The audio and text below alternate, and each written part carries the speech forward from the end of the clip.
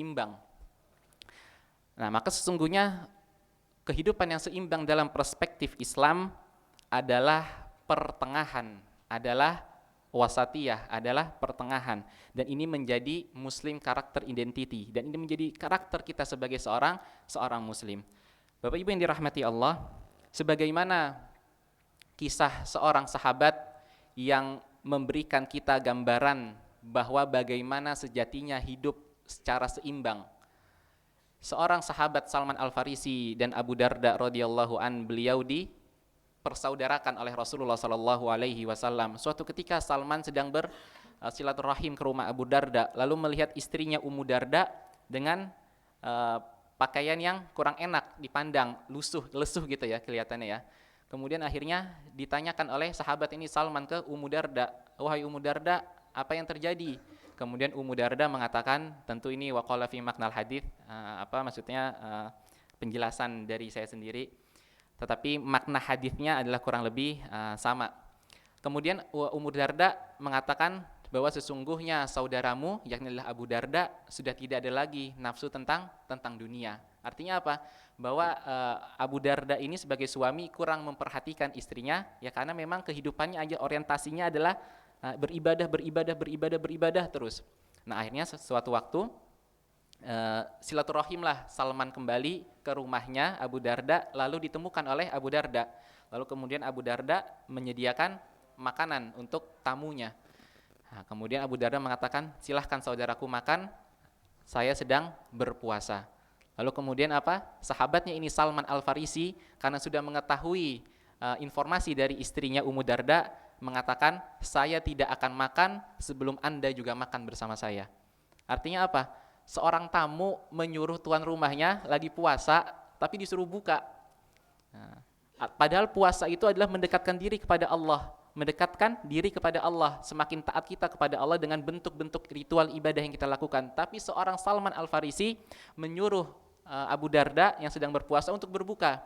Akhirnya setelah itu karena bagian dari takzim menghormati tamu, maka akhirnya Abu Darda berbuka puasa dan makan bersama Salman Al-Farisi. Kemudian di lain kesempatan Salman Al-Farisi menginap di rumah Abu Darda. Dan orang yang saleh Abu Darda ini melaksanakan sholat malam mulai dari pukul kurang lebih, kalau sekarang mungkin kita pukul 2. Kemudian ketika ingin sholat, maka Salman Al-Farisi mengatakan, "Sebentar wahai sahabatku, istirahatlah dulu.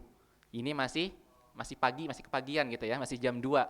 Kemudian akhirnya istirahat sejenak, kemudian jam 3 bangun, sejam kemudian dikatakan lagi oleh Salman Al-Farisi, "Wahai sahabatku, tunggu sejenak, istirahatkan dulu badanmu." Kemudian seperti itu sampai 3 kali, sampai akhirnya menjelang subuh, baru kemudian dipersilahkan sholat oleh Salman Al-Farisi. Akhirnya Abu Darda yang merasa tuan rumah, yang merasa ini semua tujuannya adalah untuk mendekatkan diri kepada Allah, kok merasa dihalang-halangi oleh Salman Al-Farisi. Lalu kemudian akhirnya beliau berdua bertemu dengan Rasulullah SAW dan memberitahukan apa yang sahabat ini lakukan. Lalu apa jawaban Rasulullah? "Sodaqta Salman." Benar apa yang dikatakan oleh Salman. Nah, Bapak Ibu yang dirahmati Allah, ternyata seorang muslim mukmin yang orientasinya akhirat juga, yang orientasinya adalah akhirat terus menerus, maka ternyata juga Rasulullah mengatakan benar apa yang dikatakan oleh Salman. Artinya apa? Bahwa harus ada keseimbangan antara dunia dan juga antara akhirat.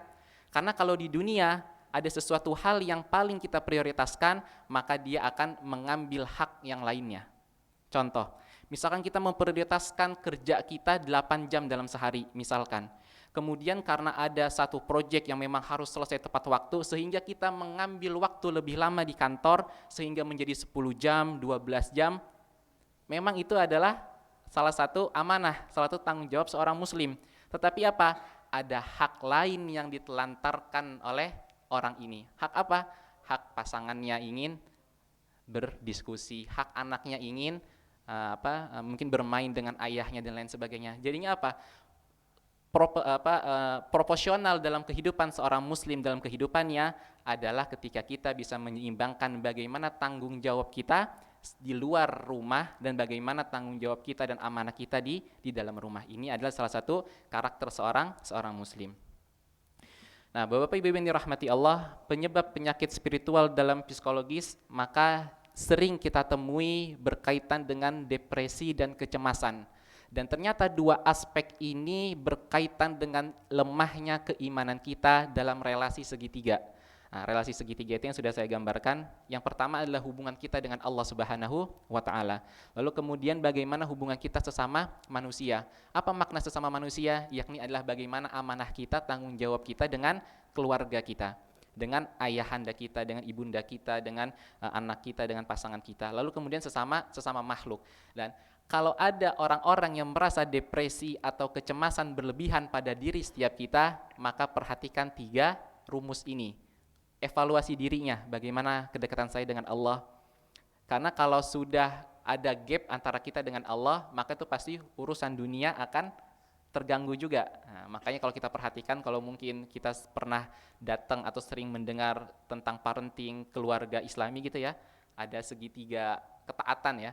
Nah, semakin kita di atas Allah, semakin kita ke Allah, maka hubungan suami istri itu akan semakin dekat. Maka kalau misalkan kita jauh dari Allah, maka hubungan suami istri itu akan semakin menjauh.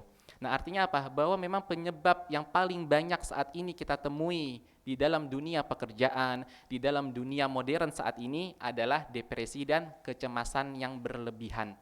Padahal Allah mengatakan la khaufun alaihim walahum yahzanun. Orang-orang yang dekat dengan Allah, orang-orang yang senantiasa taat dan patuh kepada Allah, la khaufun alaihim walahum yahzanun, sama sekali tidak merasa takut pada dirinya, takut terhadap masa yang lalu dan masa yang akan datang.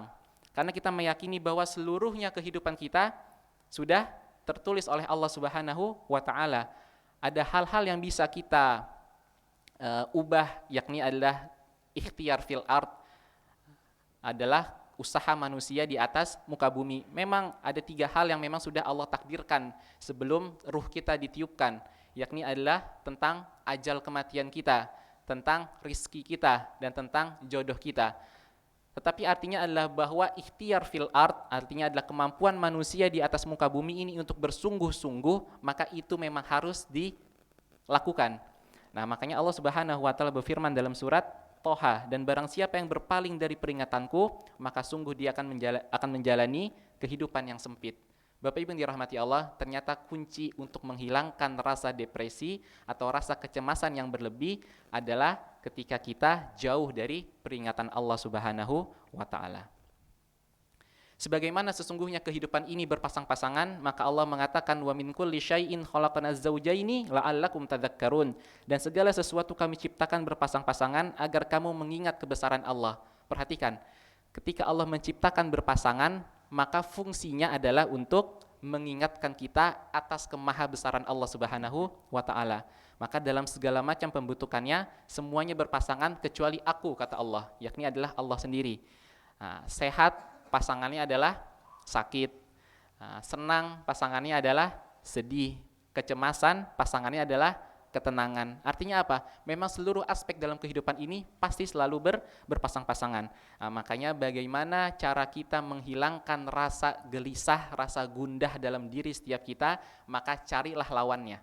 Kalau kita merasa saat ini sedang boring, sedang bosan, sedang bete, maka carilah lawannya. Lawannya apa? Oh, bahagia. Bagaimana cara memunculkan rasa bahagia? Maka bersilaturahim. Kita merasa saat ini kita sedang jauh dari Allah, maka kita cari lawannya apa? Oh, mendekatkan diri kepada Allah. Bagaimana caranya? Dengan beribadah, dengan membaca Al-Quran, dengan berzikir, dengan mendatangi anak yatim piatu dan lain sebagainya. Maka sebagai seorang muslim yang cerdas, kita harus melihat lawan katanya atau melihat lawannya, karena pasti seluruhnya ada lawannya. Jamaah yang dirahmati Allah, sesungguhnya manusia itu haruslah menjadi orang yang paling bahagia. Karena motif utama seorang muslim, seorang manusia hidup di dunia harus menjadi orang yang sangat bahagia. Untuk menjadi bahagia butuh sebuah perjalanan panjang, yakni perjalanan menemukan kebahagiaan itu sendiri. Dan perjalanan itu bernama perjalanan keimanan. Jalan yang membuat kita semakin yakin bahwa ada kebaikan di balik takdir Allah Subhanahu wa taala. Artinya adalah bahwa kehidupan kita di atas muka bumi ini adalah untuk mencari kebahagiaan. Meskipun memang dunia ini dikatakan sebagai penjara gitu ya. Karena ada yang mengatakan buktinya Nabi Adam alaihissalam ketika ketika memakan larangan dari Allah, hukumannya diturunkan ke dunia, berarti dunia itu penjara dong. Ya, artinya adalah memang dunia itu adalah tempat kita diuji oleh Allah Subhanahu wa taala. Dan tetapi bagi seorang muslim mukmin, kita harus menjadi manusia yang bahagia dengan cara apa? Dengan cara bahwa kita menjadi orang-orang yang beriman. Bapak Ibu yang dirahmati Allah, lalu ternyata untuk menjadi orang yang beriman bukan hanya sekedar sebuah usaha kita semata, tetapi kita memahami ada unsur doa yang itu melewati berbagai macam dimensi kehidupan.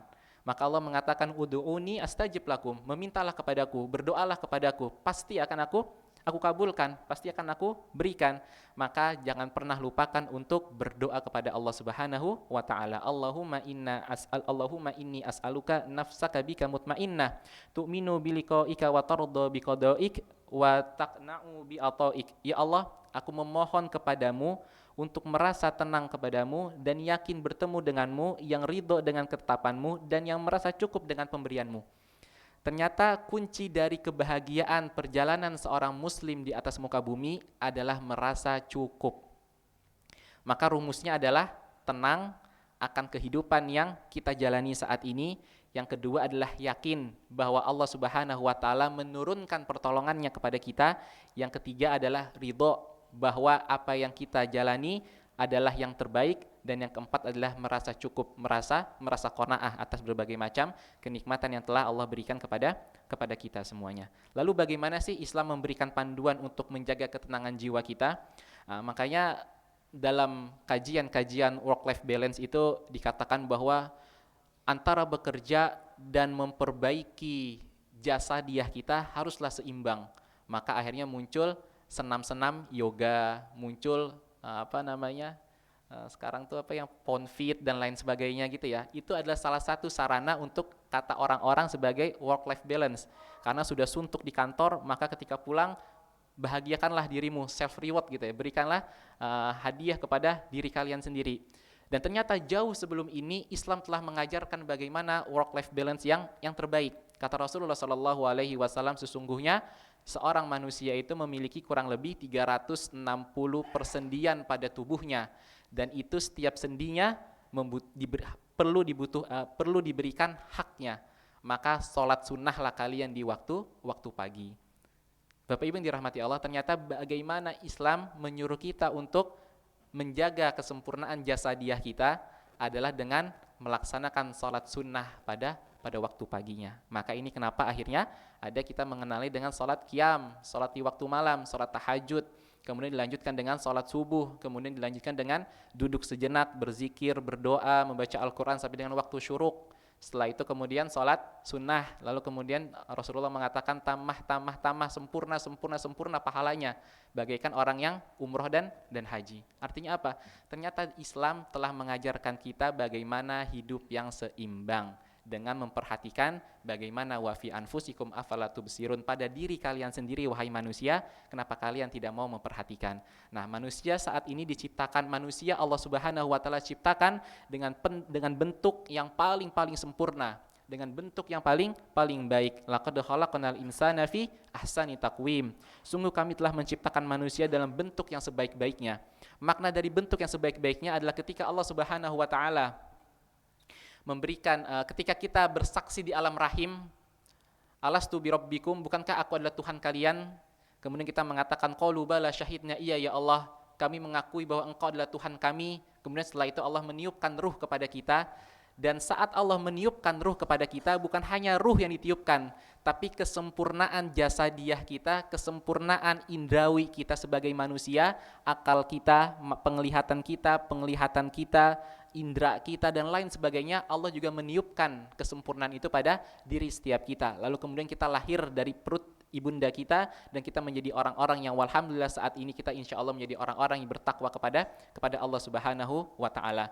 Maka manusia adalah ciptaan Allah yang paling sempurna. Maka dalam semua aspek kehidupan manusia pasti ada solusinya.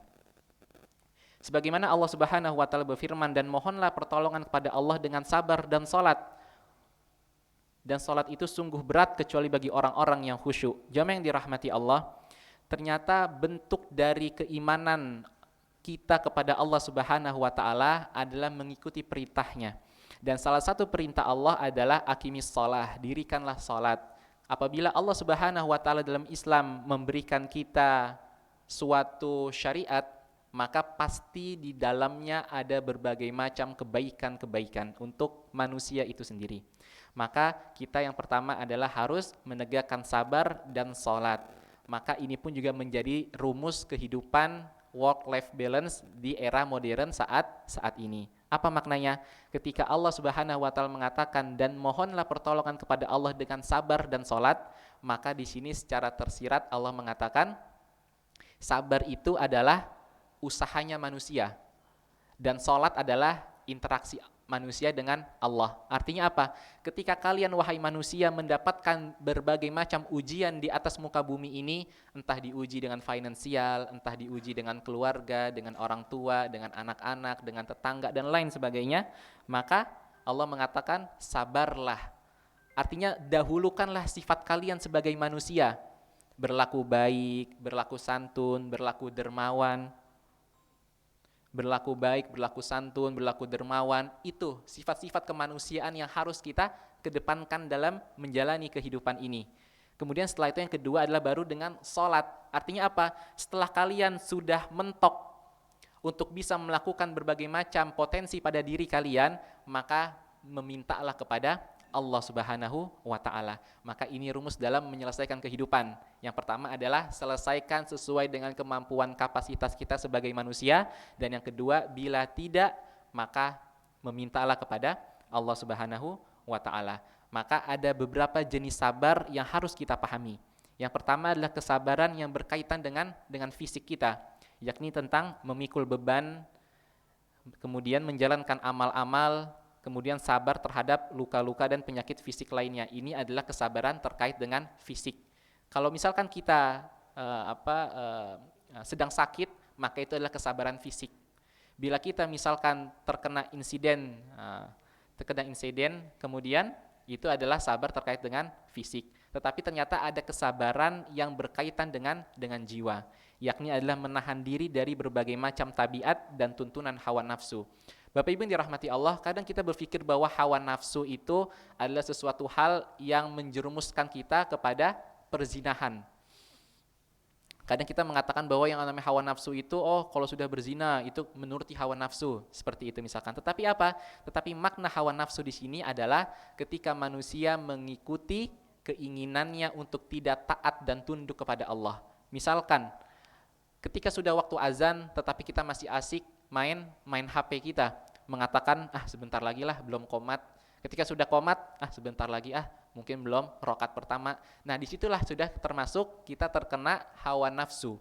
Nah, maka ini artinya kita harus memahami bahwa ada dua jenis sabar dalam diri manusia. Yang pertama adalah sabar terkait dengan fisik yang nampak secara zahir, kemudian adalah kesabaran berkaitan dengan batin, dengan jiwa. Yang ini adalah karakter seorang muslim. Nanti kita bahas tentang bagaimana karakter seorang muslim. Nah, kemudian ada adab dalam bersabar. Ternyata bersabar itu ada caranya. Ternyata bersabar itu ada rumusnya. Yang pertama adalah mengucapkan kalimat istirja, yakni adalah inna lillahi wa inna ilaihi raji'un. Kadang kita mengatakan bahwa kalimat ini adalah kalimat kematian, gitu Pak ya. Jadi kalau ada yang meninggal, innalillahi wa inna ilaihi raji'un, atau ada yang sakit kita mendengar kabar, innalillahi wa inna ilaihi raji'un. Tapi ternyata kalimat istirja adalah sebuah kalimat kehidupan. Sebagaimana suatu ketika Rasulullah SAW bersama Ibunda Aisyah di rumahnya, lalu api yang menerangi rumahnya mati. Sontak saja Rasulullah mengatakan, innalillahi wa inna ilaihi raji'un. Ibunda Aisyah yang mendengar mengatakan, ya Rasulullah, bukankah itu adalah sebuah kalimat kematian? Maka Rasulullah mengatakan, wahai Aisyah, wahai istriku, sesungguhnya kalimat ini adalah kalimat kehidupan, di mana kalimat ini mengandung tentang kebesaran Allah dan kelemahan diri kita sebagai manusia. Jadi adab kita yang pertama dalam memunculkan kesabaran, pastikan kalimat yang pertama keluar dari lisan kita adalah kalimat thayyibah, kalimat yang baik, innalillahi wa inna ilaihi raji'un.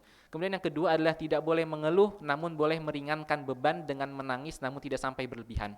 Berapa banyak memang manusia ini adalah Orang-orang yang Allah Subhanahu wa taala berikan kemampuan untuk menjaga rasa, tetapi kadang ada kalanya orang yang berlebihan.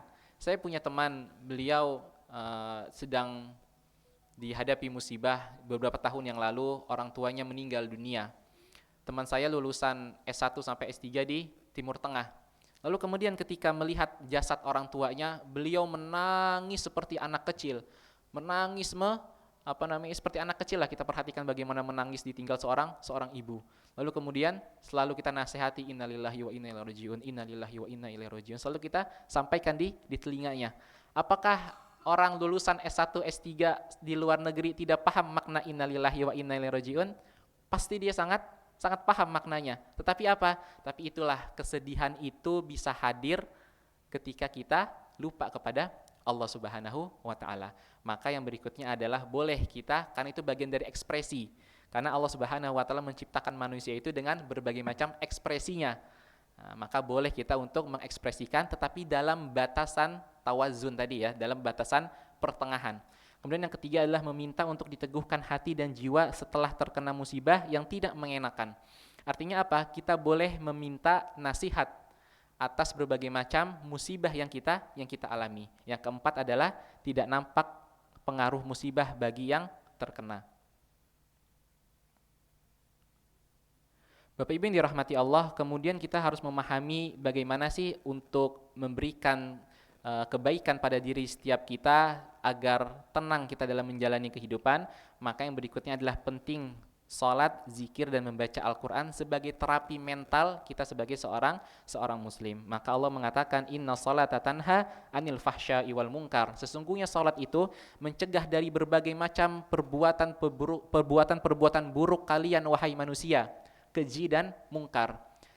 Kenapa ada kalimat keji dan mungkar? Kalau keji ini berkaitan dengan individu kita yang dia tidak merugikan orang lain, tetapi kalau mungkar adalah keburukan pada diri kita yang menyebabkan sekitar kita merasakan keburukan kita.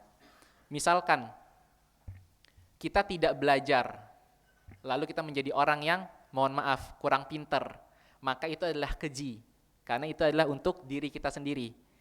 Tetapi kalau andai kata kita misalkan mohon maaf minum khamr, maka ketika kita sedang minum khamrnya itu adalah merugikan diri kita sendiri. Tapi ketika kita sedang membawa kendaraan, maka itu bisa berakibat merugikan orang-orang di sekitar kita, karena mungkin bisa jadi kecelakaan dan lain sebagainya. Nah, inilah makna keji dan mungkar. Keji itu adalah dosa yang berkaitan dengan individu kita.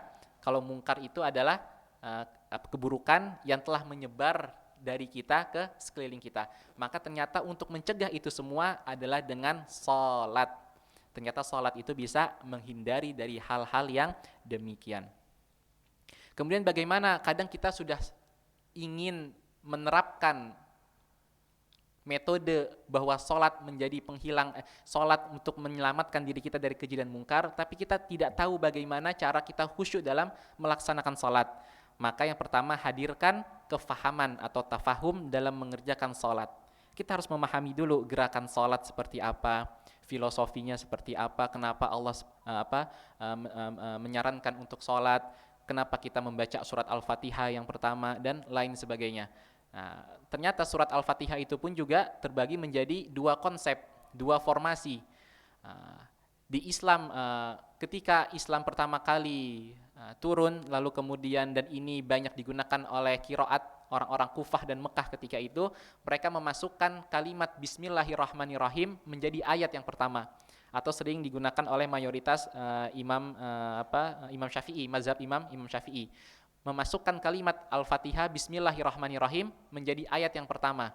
Kadang banyak perbedaan pendapat di kalangan kita saat ini. Apakah Bismillah itu ayat pertama atau ayat kedua dan lain sebagainya? Ataukah Bismillah tidak masuk ke dalam Al-Fatihah?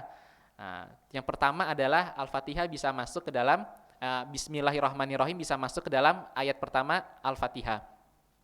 Ini banyak dipergunakan oleh orang-orang Kufah ketika itu dan juga mayoritas orang-orang Mekah dan penganut mazhab Syafi'i. Lalu kemudian di konsep yang kedua, di formasi yang kedua, Bismillahirrahmanirrahim itu tidak menjadi ayat pertama dalam Al-Quran, tetapi tetap menjadi 7 ayat karena di kalimat Siratal ladzina an'amta alaihim, Nah, itu adalah ayat ketujuhnya. Ghairil maghdubi alaihim waladdallin amin, itu adalah ayat ke itu adalah ayat ketujuhnya, ayat terakhirnya. Artinya adalah pembahasannya, pembatasnya adalah di ghairil alaihim. Nah, artinya apa? Ternyata bahwa kita harus memahami dulu bagaimana filosofi atau bagaimana kita mentadabburi gerakan-gerakan sholat, atau bagaimana kita memahami ayat-ayat apa yang kita baca ketika sedang sholat, sehingga akan muncul tafahum, kefahaman kita kepada Allah Subhanahu wa Ta'ala. Yang kedua adalah menghadirkan ta'zim, rasa hormat, bahwa dalam sholat ini kita sedang berbicara dengan Allah. Sebagaimana ketika kita ingin bertemu dengan atasan kita di kantor, maka kita berrias rapihnya, baju dimasukin menggunakan line card dan lain sebagainya. Dan ini kita sedang sholat kepada Allah, sedang menghadap Tuhannya seluruh makhluk di atas muka bumi ini. Maka kita harus lebih khusyuk, kita harus lebih takzim, harus lebih hormat lagi. Maka perhatikanlah apa yang kita gunakan ketika sedang sholat. Maka jangan sampai kita meremehkan pakaian-pakaian kita ketika sedang sholat. Kalau lagi sholat maka pergunakanlah pakaian yang rapi, pakaian yang bagus. Karena aib seorang muslim adalah ketika kita sholat subuh masih menggunakan pakaian yang kita gunakan untuk tidur. Mudah-mudahan ini kita semua tidak seperti ini. Makanya penting untuk nanti kita memberikan pengarahan kepada anak-anak kita. Nah, nanti kamu sholat subuh jangan pakai baju ini ya, pakai baju yang rapi, pakai baju koko, kemeja, pakai jubah. Karena apa? Karena itulah bentuk hormat kita kepada Allah Subhanahu wa Ta'ala, Rabbul Alamin. Yang ketiga adalah memiliki rasa takut yang bersumber dari haibah, yakni adalah memiliki setelah kita hormat atas apa yang kita pahami bahwa Allah adalah Rabbul Alamin, maka muncullah sifat rasa takut, roja kepada Allah Subhanahu wa Ta'ala, dan kemudian adalah haya, yakni adalah rasa malu bahwa ketika Allah Subhanahu wa Ta'ala melihat apa yang kita lakukan tidak baik.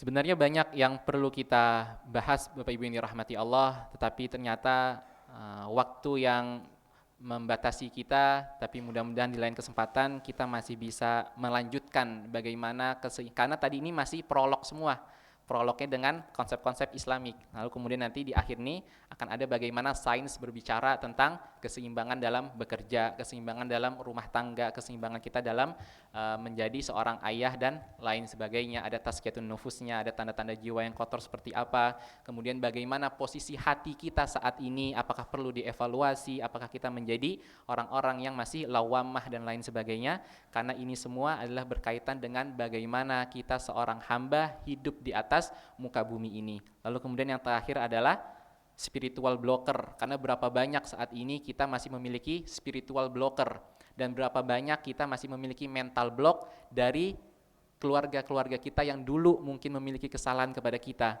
Mungkin dulu orang tua kita sering memberikan kita rasa yang tidak adil, sehingga masih ada rasa mental block dan lain sebagainya. Lalu kemudian pada akhirnya ini semua, dari materi ini semua akan melahirkan 10 kepribadian seorang muslim yang tangguh dan kuat. Dimulai dari salimul akidah, akidahnya yang bersih seperti apa, sahihul ibadah, ibadah yang benar seperti apa, matinul khuluq, akhlak yang kokoh seperti apa, qawiyul jisim, fisik yang kuat sebagai seorang muslim itu seperti apa dalam perspektif Islam, dalam perspektif sains modern, kemudian berpikir secara cerdas, kemudian berjuang melawan hawa nafsu, kemandirian dalam finansial dan lain sebagainya. Yang ini semua akhirnya melahirkan karakter spiritual kita sebagai seorang muslim yang kokoh, yang kuat. Dan dari karakter spiritual ini melahirkan karakter moral atau karakter seorang muslim yang ideal, dan juga melahirkan karakter kinerja kita sebagai seorang hamba. Karena seorang muslim itu al-muslimuna ala syurutihim, bahwa setiap muslim itu terikat dengan perjanjian yang telah dibuatnya. Kalau kita sudah tanda tangan kontrak di perusahaan ini, maka kita ikuti berbagai macam aturan-aturannya. Kita ikuti berbagai macam target-targetnya sesuai dengan kemampuan kita. Dan untuk kita mengikuti aturan-aturan itu, maka dibutuhkan tadi 10 kepribadian muslim, di mana akhirnya kita menjadi orang-orang yang kuat, menjadi orang-orang yang berkualitas, lahirlah pribadi-pribadi yang profesional dalam kinerja yang baik. Mungkin itu sekilas gambaran bila Allah Subhanahu wa taala memberikan kita kesempatan untuk berjumpa di lain waktu, dan pada akhirnya semoga Allah Subhanahu wa taala memberikan kita rasa istiqomah, memberikan kita kekuatan untuk senantiasa taat dan patuh kepada Allah Subhanahu wa taala, dan Allah Subhanahu wa taala nanti akan mengumpulkan kita kembali semua bersama orang tua kita, bersama pasangan kita, bersama anak-anak kita, bersama teman-teman kerja kita dalam naungan ridhonya Allah di dalam surga Allah Subhanahu wa taala. Mungkin demikian, kurang lebihnya mohon maaf. Assalamualaikum warahmatullahi wabarakatuh. Waalaikumsalam warahmatullahi wabarakatuh. Jazakallah khairan kasiran kepada Ustadz Faiz atas materi dan ilmunya. Semoga bermanfaat bagi kita semua dan menerai ibadah di sisi Allah bagi yang mendengarkan juga. Terima kasih. Mungkin karena terbatasannya waktu Ustadz, kita tutup mengakhiri kajian siang ini. Mungkin bisa ditutup sebagai doa jamaah Ustadz berjamaah. Baik, jamaah yang dirahmati Allah, mari kita sempurnakan pertemuan kita di siang hari yang mulia ini di waktu-waktu yang mustajab pada tanggal 13 Sya'ban. Sebentar lagi kita menuju bulan suci Ramadan, di mana seorang muslim senantiasa harus mengambil kesempatan dan peluang-peluang terbaik yang Allah Subhanahu wa taala berikan. Mari kita menenggadahkan hati dan pikiran kita beristighfar sejenak kepada Allah. Astagfirullahaladzim, astagfirullahaladzim, astagfirullahaladzim. Allahumma a'inna ala dzikrika wa syukrika wa husni ibadatik. Allahumma taqabbal minna salatana wa siyamana wa ruku'ana wa sujudana wa tilawatana wa tahassu'ana wa ta'abudana wa tammim taksirana ya arhamar rahimin. Allahumma a'inna ala dzikrika wa syukrika wa husni ibadatik. Allahumma inna as'alukal huda wat tuqa wal afafa wal ghina. Ya Allah ya Rabbana, kami semua yang berhimpun di tempat-Mu ini ya Allah adalah hamba-hamba-Mu yang lemah ya Allah. Berikanlah kami selalu kekuatan-Mu ya Allah ya Rabbana. Kami adalah hamba-hamba yang lemah dalam syukur, dalam zikir ya Allah ya Rabbana, dalam bakti kami kepada orang tua ya Allah ya Rabbana. Sesungguhnya Engkau maha kuat, maha perkasa ya Allah ya Rabbana. Berikanlah kami kekuatan untuk senantiasa taat dan patuh kepadamu ya Allah ya Rabbana. Berikanlah kami senantiasa rasa untuk mencintai kedua orang tua kami dan mencintai keluarga kami ya Allah ya Rabbana. Ya Allah ya Rabbana, sesungguhnya kami adalah hamba-hamba-Mu yang lemah, yang fakir ya Allah ya Rabbana.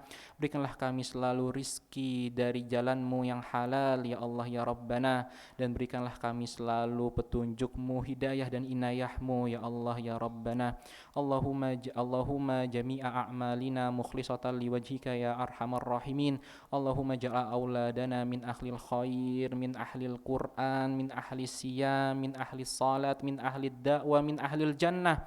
Ya Allah ya Rabbana, jadikanlah keturunan kami, anak-anak kami ya Allah adalah orang-orang yang berbuat kebaikan ya Allah, ahli Quran ya Allah, ahli salat ya Allah, ahli siyam ya Allah, ahli puasa ya Allah ya Rabbana, dan jadikanlah anak-anak kami semuanya adalah ahli surgamu ya Allah ya Rabbana.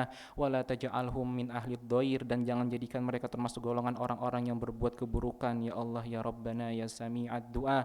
Ya Allah, di waktu yang mustajab ini ya Allah, selalu banyak salah, khilaf, dosa dan maksiat yang kami lakukan ya Allah ya Rabbana.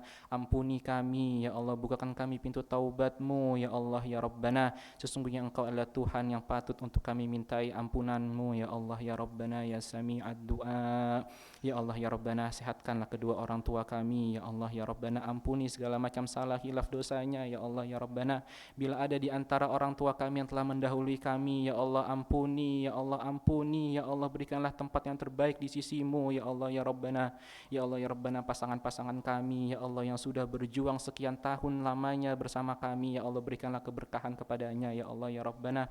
Ya Allah ya Rabbana, berikanlah keberkahan kepada tempat kami bekerja ini ya Allah ya Rabbana. Bagaimanapun juga kami telah mendapatkan nafkah dari tempat ini ya Allah, berkahilah teman-teman kami di tempat kerja ini ya Allah, berkahilah perusahaan kami ini ya Allah ya Rabbana ya Sami'ad du'a. Allahumma balik majlisina hadza, ya Allah, berkahilah pertemuan kita pada siang hari ini ya Sami'ad du'a. Rabbana zalamna anfusana wa illam taghfir lana wa tarhamna lanakunanna minal khasirin. Rabbana atina fid dunya hasanah wa fil akhirati hasanah wa qina adzabannar.